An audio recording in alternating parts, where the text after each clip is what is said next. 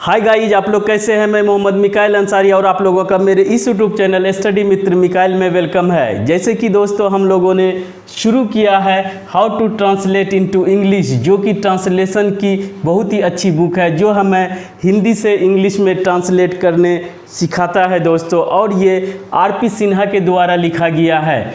आज का हमारा जो टॉपिक है चैप्टर नंबर 3 का वॉइस चल रहा है, और इसमें हम लोग 3-4 क्लास पढ़ चुके हैं दोस्तों, जिसमें हम लोगों ने देखा कि वॉइस क्या होता है और इसकी क्यों ज़रूरत है और इसे कैसे एक्टिव से पैसिव में चेंज किया जाता है दोस्तों। और दोस्तों हम लोगों ने टेंस से ही शुरू किया है, और ये टेंस का अगर आप एक्टिव से पैसिव में चेंज करने सीख जाते हैं तो आपके लिए वॉइस का सीखना समझना आसान हो जाएगा, और इससे रिलेटेड जो भी क्वेश्चंस आएगा वो आप इजीली बना सकेंगे। तो आइए दोस्तों, जैसा कि हम लोगों ने पहले पढ़ चुके हैं, और दोस्तों ये जो इस बुक का जो पैटर्न है वो सबसे पहले हिंदी वाक्य देते हैं, उसके बाद स्ट्रक्चर देते हैं, उसके बाद उसका इंग्लिश बनाते हैं, और इसके साथ हम दोस्तों आपके साथ ये करते हैं कि उसमें जो भी एक्स्ट्रा कंसेप्ट्स यूज होता है दोस्तों इस स्ट्रक्चर के साथ साथ उसे भी हम लोग डिस्कस करके एक्सप्लेन करके आपके लिए आसान बना देते हैं, ताकि आप इस बुक के एक्सरसाइज को इजीली बना सके और समझ सके। तो आइए दोस्तों सबसे पहले देखते हैं। लड़का पढ़ाया जा रहा था, लड़के पढ़ाए जा रहे थे, या मुझे पढ़ाया जा रहा था, एक पत्र लिखा जा रहा था। इस तरह का अगर हिंदी वाक्य हो तो एक्टिव में भी कोई काम पास्ट में हो रहा था किसी पॉइंट पे, तो उसे हम लोग पास्ट कंटिन्यूअस टेंस में समझते हैं कि ये पास्ट कंटिन्यूअस टेंस का स्ट्रक्चर है। इसी तरह दोस्तों इसे भी हम लोग समझ सकते हैं कि पास्ट में कोई एक्शन किया जा रहा था किसी पॉइंट ऑफ टाइम में, तो जब लास्ट में रहा था, रहे थे, या दोस्तों रही थी, तो इस तरह से अगर आता है तो आप समझ जाएंगे कि ये पास्ट कंटिन्यूअस टेंस का स्ट्रक्चर है। और इसमें होता क्या है, पास्ट में पहले कोई एक्शन किसी पॉइंट ऑफ टाइम पे हो रहा होता है, उसकी बात की जाती है। क्लियर दोस्तों। अब आइए कि इसमें स्ट्रक्चर क्या होता है। सबसे पहले हम लोग इसके एक्टिव स्ट्रक्चर, जैसा कि जानते हैं कि वॉइस 2 तरह का होता है, एक्टिव वॉइस और पैसिव वॉइस। जो जनरल हम लोग टेंस पढ़ते हैं वो एक्टिव वॉइस में रहता है, और उसे जब हम लोग चेंज करते हैं तो पैसिव वॉइस में। और दोनों में फ़र्क क्या है दोस्तों, दोनों में फ़र्क ये है कि जब डूअर किसी एक्शन को परफॉर्म करता है तो उसे एक्टिव स्ट्रक्चर बोलते हैं, और जब उसी स्ट्रक्चर को दूसरे तरीके से हम लोग लिखते हैं कि जब डूअर पे एक्शन परफॉर्म होता है, डूअर यानी कि उस एक्शन का रिसीवर होता है, तब उसे पैसिव स्ट्रक्चर में कहा जाता है। ठीक है दोस्तों। अब आइए सबका हम लोग धीरे धीरे पढ़ रहे हैं। जैसे कि ये अभी हम लोग पास्ट कंटिन्यूअस टेंस का पढ़ रहा है, तो उसका हम लोग पहले से अगर आप जानते हैं दोस्तों तो ठीक है, और नहीं भी जानते तो समझ ले कि पास्ट कंटिन्यूअस टेंस में सब्जेक्ट जिसे हम लोग डूअर बोलते हैं, जो एक्शन को परफॉर्म करता है, उसके बाद सब्जेक्ट के अकॉर्डिंग सेलेक्ट करेंगे कि वाज होगा या वर होगा। ठीक है दोस्तों। उसके बाद जो भी कंटिन्यूअस की बात की जाती है, कोई भी एक्शन जो कंटिन्यूअस हो, उसके लिए दोस्तों वर्ब का 4th फॉर्म जिसे प्रेजेंट पार्टिसिपल बोलते हैं, और ये होता क्या है दोस्तों, V1 + ing, जो कि बहुत ही सिंपल है इसे लगाना। उसके बाद दोस्तों ऑब्जेक्ट, और जब हम लोग पैसिव में चेंज करेंगे या 2 तरीके से तभी पॉसिबल है जब हमारा ये वर्ब ट्रांजिटिव वर्ब हो, और ट्रांजिटिव वर्ब के होने के वजह से दोस्तों इस ऑब्जेक्ट का रहना मस्ट है, यानी कि उस एक्शन का रिसीवर का रहना मस्ट है, और रिसीवर के रहने के बाद ही हम उसको पैसिव में बदल सकते हैं, क्योंकि यही न्यू सब्जेक्ट बनता है और इसी पे एक्शन होता है। क्लियर? अब ज़्यादा नहीं दोस्तों, बाकी में बहुत ज़्यादा बोले हैं बताए हैं, तो वहाँ से आप देख सकते हैं दोस्तों। तो आइए, अगर एक्टिव स्ट्रक्चर आप समझते हैं या जनरल कहिए टेंस का, तो उसके बाद दोस्तों इसका यही ऑब्जेक्ट यहाँ पे कन्वर्ट होके ये सब्जेक्ट बन जाता है दोस्तों। ठीक है, जिसे आप न्यू सब्जेक्ट बोल सकते हैं, लेकिन सब्जेक्ट सिर्फ सब्जेक्ट बोले, और ये सब्जेक्ट कौन होता है? ये जिस पे एक्शन परफॉर्म होता है, यानी कि जो एक्शन का रिसीवर होता है, यही हमारा पैसिव वॉइस का पहचान भी है कि उसी पे एक्शन हो रहा है। ठीक है दोस्तों, उसके बाद वाज या वर्ड, ये पास्ट का ये है बताना कि इसमें पास्ट टाइम बताता है, जो कि इसके ओरिजिनल या एक्टिव स्ट्रक्चर में भी रहता है वाज या वर्ड, और वो सब्जेक्ट के अकॉर्डिंग चेंज होगा, वो भी देख लेंगे नीचे दोस्तों। और उसके बाद वर्ब का या कहिए बी फॉर्म का एक फॉर्म जरूर आएगा, उसके साथ एक्शन वर्ब का V3। तभी जैसे कि यहाँ पे कंटिन्यूअस प्रोसेस दिखाने के लिए बीइंग का आना मस्ट है, ये बी का हमारा फोर्थ फॉर्म है, और V3 हमेशा दोस्तों फिक्स रहता है, और ये क्या होता है? ट्रांजिटिव वर्ब होता है, यानी कि एक्शन वर्ब, उसमें भी ट्रांजिटिव वर्ब। ट्रांजिटिव वर्ब का मतलब कि उसको अपना ऑब्जेक्ट होगा, उस एक्शन को रिसीव करने वाला होगा। ठीक है दोस्तों, और यही हमारा, और जो इसमें जो एक्टिव में हमारा सब्जेक्ट डूअर होता है, उसे आप प्रीपोजिशन लगा के, अगर पर्सन है तो बाय लगा के उसे एजेंट बोल दिया जाता है, अगर रिक्वायरमेंट है तभी सेंटेंस के लास्ट में रखा जाता है। अदरवाइज पैसिव का डिफिनेशन ही है कि दोस्तों सब्जेक्ट इम्पोर्टेंट नहीं रहता है, या अंडरस्टूड रहता है, या उसका पता नहीं रहता है, या इम्पोर्टेंट नहीं रहता है। 3 तरह का सब्जेक्ट से रिलेटेड बातें हैं, तो वहाँ पर दोस्तों सब्जेक्ट आप ऑप्शनल है, ज़रूरत है तो दिया जाएगा, अदरवाइज नहीं। तो मेन क्या हुआ इसको पहचानने के लिए, इसमें पैसिव में सब्जेक्ट कौन होगा? जिस पे एक्शन परफॉर्म होगा, उसके साथ वॉज या वर्ड सब्जेक्ट के अकॉर्डिंग, जो कि हमारा पास्ट बताएगा। और दोस्तों बीइंग प्लस V3 जब होगा तो हमारा ये बताएगा कि ये पैसिव स्ट्रक्चर है। क्लियर? और ये ऑप्शनल है। अब समझ गए दोस्तों स्ट्रक्चर कि अगर एक्टिव में ये है तो पैसिव में क्या होगा। और ये सब्जेक्ट अलग है दोस्तों, ये सब्जेक्ट है डूअर जो एक्शन परफॉर्म करता है, और ये सब्जेक्ट कौन है? एक्टिव वॉइस का ऑब्जेक्ट जिस पे एक्शन परफॉर्म होता है। क्लियर? और दोस्तों ये कंटिन्यूअस प्रोसेस दिखाने के लिए बी का फोर्थ फॉर्म यूज़ किया जाता है, उसे भी हम लोग देख लेंगे दोस्तों कि बी फॉर्म का कौन कौन सा फॉर्म होता है। और ये ऑब्जेक्ट इसका ज़रूरत के हिसाब से दिया जाएगा। तो अब आइए दोस्तों इसे इजीली बनाते हैं, और आप अगर यहाँ तक समझ गए होंगे तो आप एकदम आसानी से इसे सॉल्व कर लेंगे, और इसमें जो भी एक्सरसाइज होगा उसे भी आप इजीली सॉल्व कर लेंगे। ठीक है दोस्तों, और प्रैक्टिस करते रहें। तो लड़का पढ़ाया जा रहा था, यानी कि एक लड़का का बात किया जा रहा है, तो वहाँ पर दोस्तों अब बॉय, और चूंकि एक की बात की जा रही है इसीलिए उसके साथ वॉज आएगा।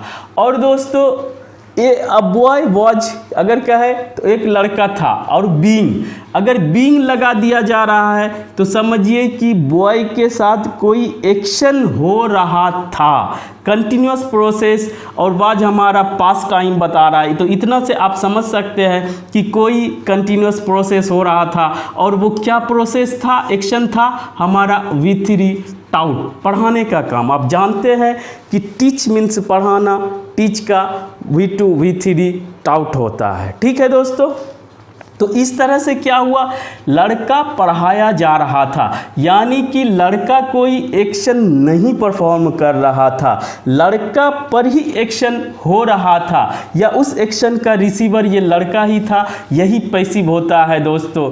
तो a boy was being taut, यानी कि लड़का को पढ़ाया जा रहा था, उस पे पढ़ाने का काम हो रहा था। क्लियर दोस्तों। और यहाँ पर आप सब्जेक्ट बदले, अगर सिंगुलर है, लड़की को पढ़ाया जा रहा था, तो a girl was being taut. इस तरह से कर ले दोस्तों, 2 हो गया।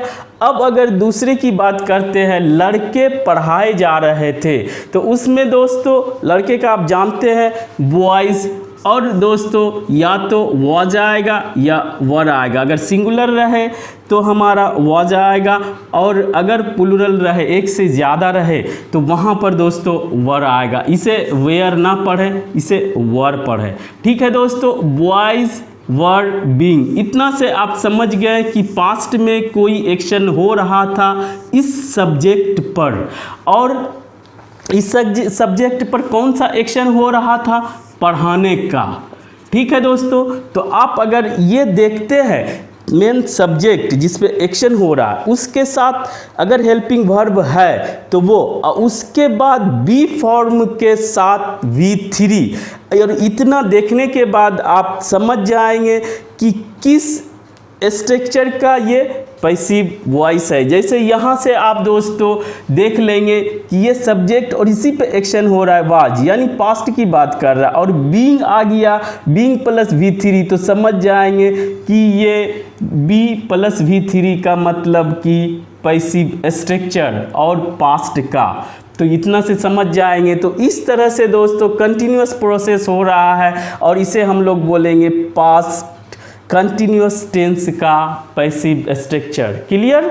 अब आइए दोस्तों, अब आप इजीली बना लेंगे, मुझे पढ़ाया जा रहा था, यानी कि मुझे का अगर इंग्लिश आप जानते होंगे तो मी मीन्स मुझे होता है, लेकिन दोस्तों पैसिव स्ट्रक्चर में मी या सब्जेक्ट के प्लेस पे मी का यूज नहीं किया जाता है, वो ऑब्जेक्टिव केस है दोस्तों, इसीलिए इसको हम लिखते हैं ताकि आप समझ जाएं। तो मुझे पढ़ाया जा रहा था, मेरे पे एक्शन हो रहा था पढ़ाने का, तो वहाँ पर भी दोस्तों अगर सब्जेक्ट के जगह पे आता है, प्लेस पे आता है, तो वहाँ पर दोस्तों मी ना होके आई ही होगा। और किसके द्वारा पढ़ाया जा रहा था, सब्जेक्ट मेन जो डूअर है उसका कोई भी चर्चा नहीं है, सिर्फ जिस पे एक्शन हो रहा है। तो वहाँ पर अगर मुझे हिंदी में आता है तो भी हमारा सब्जेक्ट के जगह पे आई ही यूज़ होगा दोस्तों। तो क्या होगा, आई, और आई के साथ दोस्तों वाज होता है। प्रेजेंट में आई के साथ स्पेशल एम है, बाकी इज और आर है, लेकिन पास्ट में 2 ही है दोस्तों, वाज या वर। इसीलिए भी हम आई बार बार आपको देते हैं ताकि आपको याद रहे कि आई के साथ भी वाज ही यूज होता है। और उसके बाद दोस्तों बी का 4th फॉर्म जो कि बताता है कि मेरे साथ कोई कंटिन्यूअस एक्शन हो रहा था, यानी कि पास्ट में, और किस तरह का एक्शन हो रहा था, पढ़ाने का। तो इस तरह समझ गए दोस्तों, मुझे पढ़ाया जा रहा था, आई वॉज बीइंग टाउट।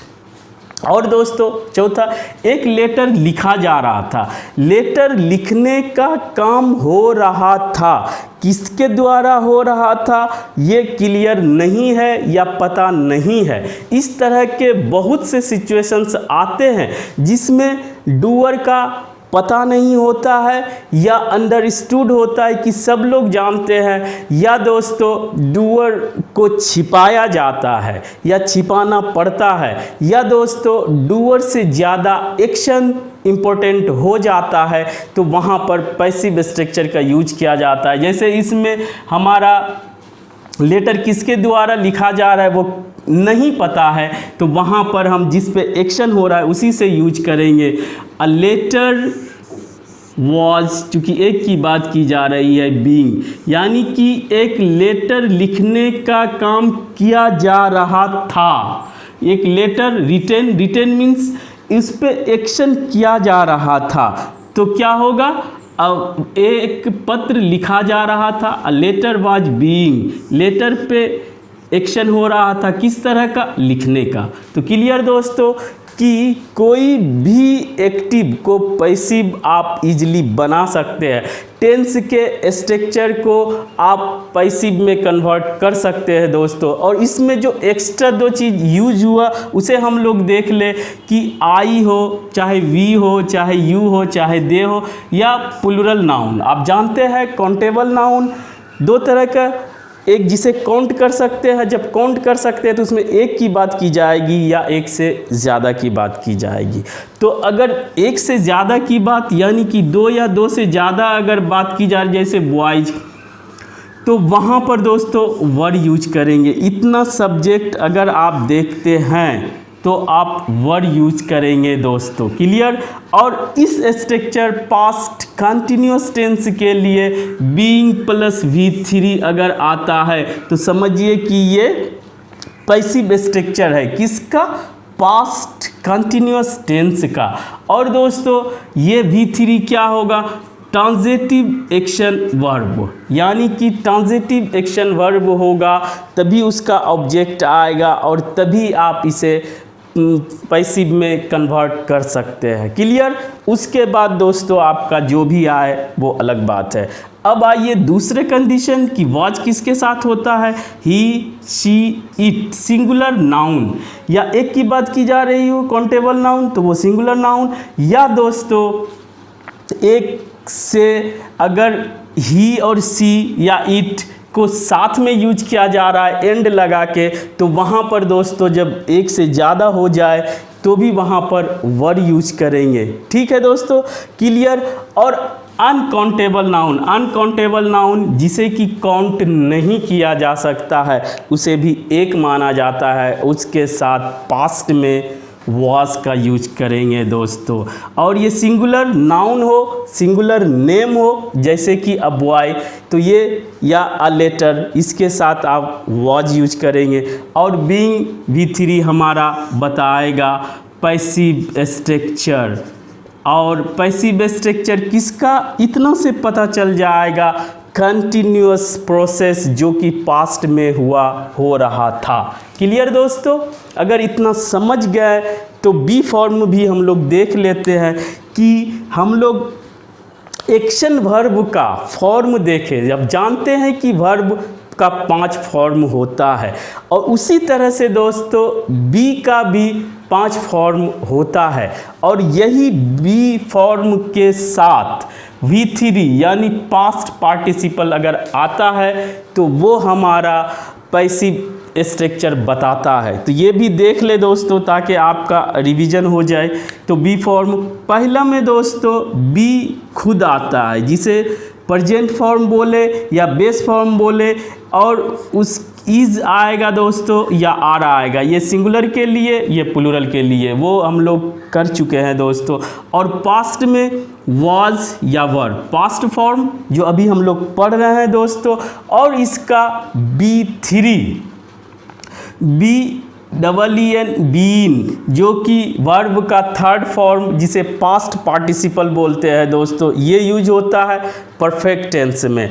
और दोस्तों बीइंग क्या है, अगर V1 बी है प्लस उसमें ING जोड़ दे तो वो 4th फॉर्म बन जाता है जिसे प्रेजेंट पार्टिसिपल बोलते हैं। और ये दोस्तों कंटिन्यूअस प्रोसेस दिखाता है। लेकिन पैसिव स्ट्रक्चर में चूँकि V3 फिक्स रहता है, इसीलिए ये बी फॉर्म ही हमारा सब तरह का प्रोसेस दिखा देता है कि कौन सा परफेक्ट प्रोसेस है या कौन सा कंटिन्यूअस प्रोसेस है, या कौन, ये दोनों बता देता है दोस्तों। और इज को भी हम प्रेजेंट फॉर्म ही बोलते हैं या समझते हैं या यूज करते हैं, जैसे V5। और ये होता क्या है दोस्तों, first form of the verb, उसमें एस या ES जोड़ के इज बनाया जाता है। तो इस तरह से आप ऑप्शनल कि इसे प्रेजेंट फॉर्म में तीनों को बोल सकते हैं, इज, यहाँ पर दोस्तों एम होगा और एम आर, और यहाँ पर इज, ठीक है दोस्तों, उसके साथ अगर हमारा V3 आता है तो समझेंगे कि पैसिव स्ट्रक्चर है, और हेल्पिंग वर्ब के अकॉर्डिंग हम लोग समझेंगे कि कौन सा टेंस का पैसिव स्ट्रक्चर है। इस तरह से दोस्तों हम लोगों ने आज पास्ट कंटिन्यूस टेंस के पैसिव स्ट्रक्चर को बनाना सीखा। अगर यह वीडियो आपको अच्छा लगा हो और आप इससे कुछ सीखे हो तो प्लीज़ इसे लाइक करें, सब्सक्राइब करें और अपने दोस्तों के बीच शेयर ज़रूर करें दोस्तों। Thanks for watching.